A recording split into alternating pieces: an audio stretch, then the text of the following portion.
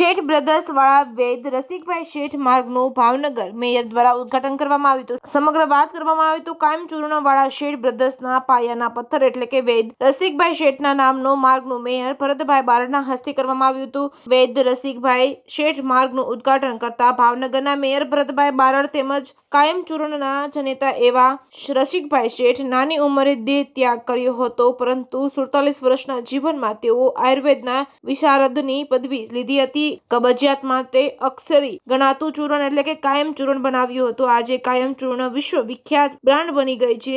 ત્યારે એરપોર્ટથી બાલા હનુમાન જતા માર્ગનું નામ વૈદ રસિકભાઈ શેઠ માર્ગ નામકરણ કરવામાં આવ્યું હતું, જેનું ઉદ્ઘાટન મેયર ભરતભાઈ બારડના હસ્તે કરવામાં આવ્યું હતું. આ પ્રસંગે શહેર અધ્યક્ષ અભયસિંહ ચૌહાણ, પૂર્વ મેયર કીર્તિબેન દાણીધારિયા તેમજ અન્ય શહેરના પ્રતિષ્ઠિત નાગરિકો ઉપસ્થિત રહ્યા હતા. જેકેએસ ન્યૂઝ ગુજરાતી સાથે હિરેન ભાયાણી, ભાવનગર.